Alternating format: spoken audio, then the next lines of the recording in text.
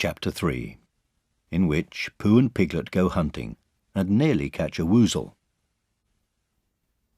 The Piglet lived in a very grand house in the middle of a beech tree, and the beech tree was in the middle of the forest, and the Piglet lived in the middle of the house.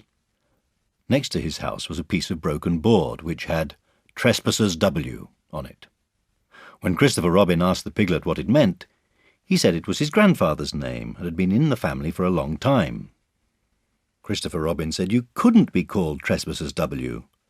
And Piglet said yes, you could, because his grandfather was, and it was short for Trespassers Will, which was short for Trespassers William, and his grandfather had had two names in case he lost one, Trespassers after an uncle, and William after Trespassers.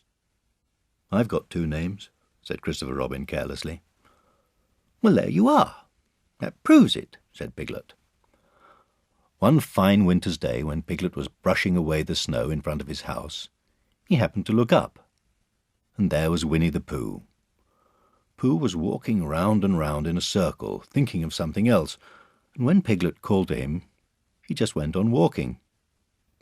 "Hello," said Piglet. "What are you doing?" "Hunting," said Pooh. "Hunting what?" "Tracking something," said Winnie the Pooh very mysteriously. "Tracking what?" said Piglet, coming closer. "That's just what I ask myself. I ask myself, what?" "What do you think you'll answer?" "I shall have to wait until I catch up with it," said Winnie the Pooh. "Now look there." He pointed to the ground in front of him. "What do you see there?" "Tracks," said Piglet. "Paw marks." He gave a little squeak of excitement. "Oh, Pooh! Do you think it's a woozle?" "It may be," said Pooh. "Sometimes it is, and sometimes it isn't. You can never tell with paw marks." With these few words he went on tracking, and Piglet, after watching him for a minute or two, ran after him. Winnie the Pooh had come to a sudden stop, and was bending over the tracks in a puzzled sort of way. "What's the matter?" asked Piglet. "It's a very funny thing," said Bear. "But there seem to be two animals now. This, whatever it was, has been joined by another, whatever it is, and the two of them are now proceeding in company. Would you mind coming with me, Piglet, in case they turn out to be hostile animals?" Piglet scratched his ear in a nice sort of way and said that he had nothing to do until Friday and would be delighted to come, in case it really was a woozle. "You mean in case it really is two woozles?"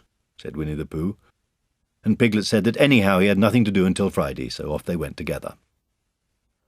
There was a small spinney of larch trees just here, and it seemed as if the two woozles, if that is what they were, had been going round this spinney.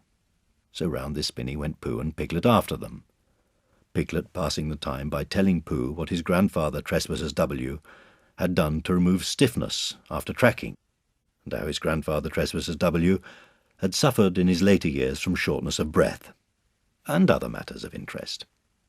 And Pooh wondering what a grandfather was like, and if perhaps this was two grandfathers they were after now, and if so, whether he would be allowed to take one home and keep it, and what Christopher Robin would say. And still the tracks went on in front of them. Suddenly Winnie the Pooh stopped, and pointed excitedly in front of him. "Look!" "What?" said Piglet with a jump, and then to show that he hadn't been frightened, he jumped up and down once or twice in an exercising sort of way. "The tracks!" said Pooh. "A third animal has joined the other two." "Pooh!" cried Piglet. "Do you think it is another woozle?" "No," said Pooh, "because it makes different marks. It is either two woozles and one, as it might be, wizzle, or two, as it might be, wizzles and one, if so it is, woozle. Let us continue to follow them." So they went on, feeling just a little anxious now, in case the three animals in front of them were of hostile intent. And Piglet wished very much that his grandfather T.W. were there, instead of elsewhere. And Pooh thought how nice it would be if they met Christopher Robin suddenly, but quite accidentally, and only because he liked Christopher Robin so much. And then all of a sudden Winnie the Pooh stopped again, and licked the tip of his nose in a cooling manner, for he was feeling more hot and anxious than ever in his life before. There were 4 animals in front of them. "Do you see, Piglet? Look at their tracks. 3, as it were, Woozles, and 1, as it was, Woozle. Another Woozle has joined them." And so it seemed to be. There were the tracks, crossing over each other here, getting muddled up with each other there, but quite plainly, every now and then, the tracks of 4 sets of paws. "I think," said Piglet, when he had licked the tip of his nose too, and found that it brought very little comfort, "I think that I have just remembered something. I have just remembered something that I forgot to do yesterday, and shan't be able to do tomorrow, so I suppose I really ought to go back and do it now." "We'll do it this afternoon, and I'll come with you," said Pooh. "It isn't the sort of thing you can do in the afternoon," said Piglet quickly. "It's a very particular morning thing that has to be done in the morning, and if possible between the hours of, what would you say the time was?" "About 12, said Winnie the Pooh, looking at the sun. "Between, as I was saying, the hours of 12 and 12:05. So really, dear old Pooh, if you'll excuse me—" "What's that?" Pooh looked up at the sky, and then, as he heard the whistle again, he looked up into the branches of a big oak tree, and then he saw a friend of his. "It's Christopher Robin," he said.